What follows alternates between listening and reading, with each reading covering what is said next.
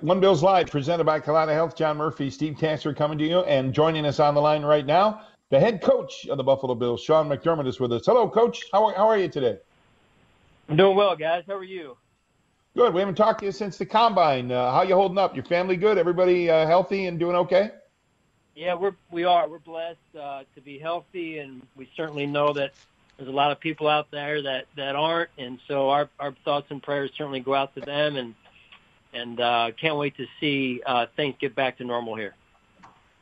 Yes, and we're starting to see. Murph and I have noticed a couple of things on the horizon, really just bumps on the radar on the distance about, hockey's thinking about bringing teams in, and teams are starting to loosen up a little bit.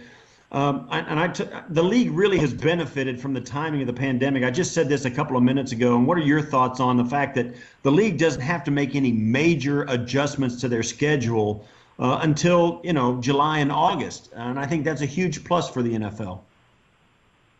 Yeah, I mean, I think it is. You never want to see something like this come up, and I certainly know where you're coming from and where you're going on that, Steve. It's it's unfortunate, right, in a lot of ways. But all things considered, as far as the NFL is concerned, it happened or has happened to this point, at a time where, we're not obviously in season, and there's a lot more planning this type of year that can be done remotely or in the office or at home. The part that is a little bit that does get challenging is we are trying to, bring our team together with typically this time of year where we start our off-season program. And I'm sure you guys want to get into that a little bit more, but that's been a little bit of a challenge, but our players have just been phenomenal in the way that they've been organized and on top of things with it. Sean McDermott, Bills head coach, is live on the line with us. Well, let's talk about the offseason program. My understanding is you really started up with the rookies next Monday, right, Sean? But you've had the veterans for about a week and a half now on the offseason program. Yeah, so the rookies that we just drafted, and I'm sure we'll talk about that as well, they will start formally with our rookie mini camp, which will be Mother's Day weekend, so not this coming weekend, but the following weekend. It will be in virtual format, as I know Brandon discussed a few days ago. Very similar to the way we are engaging the veterans right now. Is it going to be harder for those rookies to make the club, and maybe rookies across the league? Is it going to be harder for guys to break into the league this year, given the fact that the off season is so jumbled and disjointed? I think that's going to be really interesting to watch unfold, Steve. It's there's so many challenges when it comes to time, when it comes down to time, and so when we with the window not being as open right now as we'd like it to be because of the COVID-19 virus, it is going to be a challenge. I think continuity is certainly important, and the teams that have a lot of guys back from previous seasons, I think, are going to have a little bit of an advantage, at least to start. So we'll see where that goes. I'd be interested to look at the stats and the figures once rosters are finalized come September. Sean McDermott, our guest, the Bills head coach. Sean, we don't want any intimate details here, but can you give us a general sense of what a typical day of this offseason program is like for your veterans? How long does it last? What kind of things are they doing? And the fact that nobody is at the complex, how do you overcome that in this offseason conditioning program?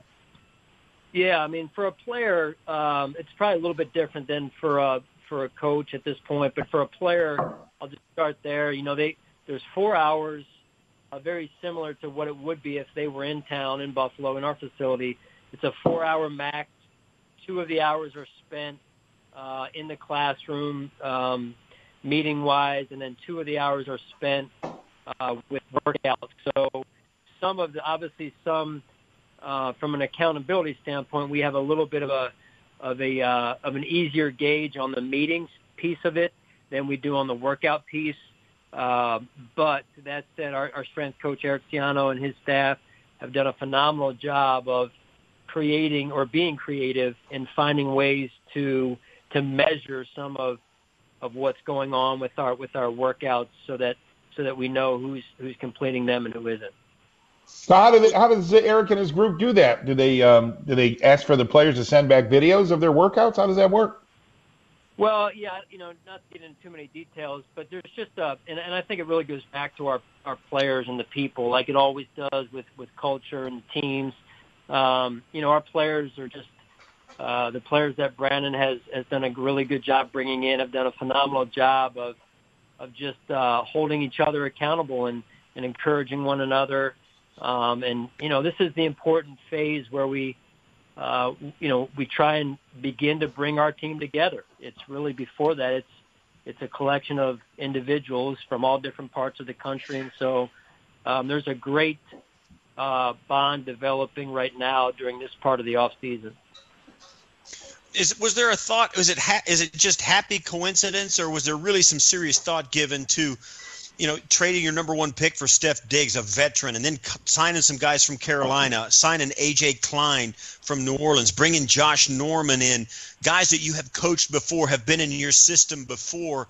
I know it's going to help in the continuity aspect, getting those guys up to speed. But was that kind of a plan, or was that just happy circumstance? Well, I think a little bit of both. This was unfolding, or it started to unfold. Who knows when? But at the end of the day, free agency really kicked off. I think a week or so into the situation with the virus, at least around Buffalo, and so we had already targeted some of the players just in terms of in our conversations with who we wanted to go after. But to your point, I think that is important. There are players, a number of them, who are new to our team, but I'd say 50% at a minimum know some of what we do systematically with our schemes, and so that'll be to our advantage again once these guys knock some of the rust off in terms of just being away from it at their previous team. Got just a minute or two left with head coach Sean McDermott, and we don't have time for you to go through every draft pick and every free agent signing, Coach, but in general, is there kind of an overview of the additions you've made to your roster and what you think are the important additions and maybe the focus of the additions, whether they be through free agency or the draft, what you were kind of looking to add and whether you succeeded? Well, let me start off by saying I think Brandon and his staff did a phenomenal job. It certainly was not normal, the set of circumstances and situation leading up to this year's draft, and the way they communicated with the coaches and the work the coaches put in as well to help out. I think it was just first rate overall. And, we were able to, come away with draft picks. Obviously, we didn't know if we were going to trade up, trade back, and some of that was discussed. And I know Brandon has spoken on that. But I think when you look at the draft, and as I sat back Saturday night into Sunday, I think at this point you want to be able to say we had a good football players, and they may not be, there's a lot of people that are talk about, the flashy picks and this and that. And I think, we won't know on this draft class, honestly, for a few years here.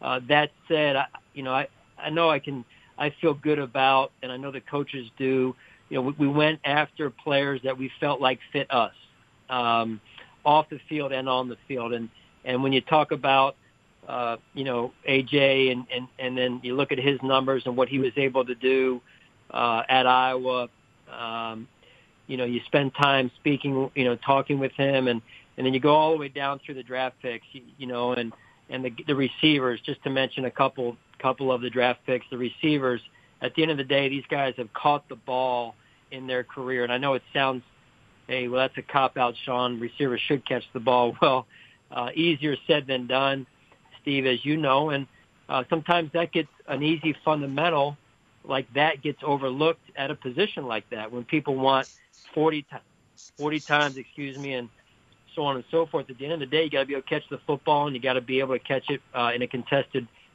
environment, which is what happens in the NFL. Yeah, I played wide receiver in the NFL for 6 years and never caught a ball. So I understand what you're saying. I got to ask you this though, Steve. That's Sean. not where I was going with it. This off season, and I know you've had meetings with your players, virtual meetings and stuff. How have you tried to communicate them? And Murph and I had this conversation as well. This offseason, more so than any other, it's about how committed your individual players are to being ready when things kick in. How have you communicated that to them, and what has been their response? Boy, that's a great question. We sat down probably a week into this, and we put together our task force on our end and said, hey, this is, the way this is headed, it's going to be a challenge and certainly unique to anything I've been around. A little bit maybe on the surface, similar to the 2011 lockout season, of which we have, I think, 6 or 7 players on our current roster that were a part of that. So there's certainly some experience, some firsthand experience there, and we tapped into that. And we also tapped into, some of the coaches that we have on our staff currently. They were players during that lockout season, and so, one of the biggest things we came away with was the slogan of finding a way. Right? Hey, it's certainly easy during these days and weeks to find all the reasons not to work out, or find all the reasons to say why we can't get it done, or why a certain task can't be accomplished. But let's take the mindset instead of find a way to get it done. That means find a way to get your workout in, find a way to communicate, even though it's hard, even though don't have the accessibility to each other right now in person. And so I think our staff just overall has done a phenomenal job of finding a way, and a big piece of that has been the commitment to over communicate to one another, and that's been big in terms of developing clarity around what our short-term goals are at this point in the off season. Over communicate, Coach, right? That's right. Over communicate. And how does that work? Is that just calling people twice? I mean, what do you have in mind there when you talk about over communicating?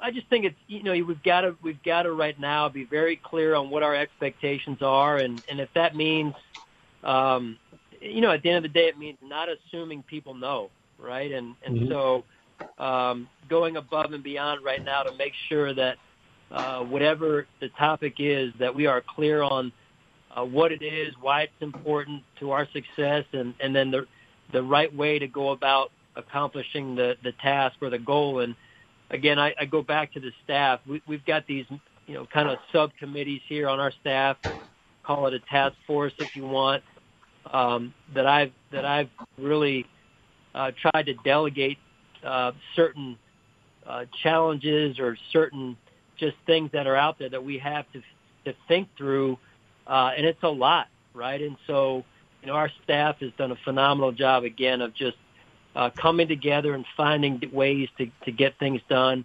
I mean, you look at the draft, that's certainly one, and the off-season program. I mean, there were only, I believe, 3 or 4 teams that started when we started, and the NFL gives you an option to start basically a week ago.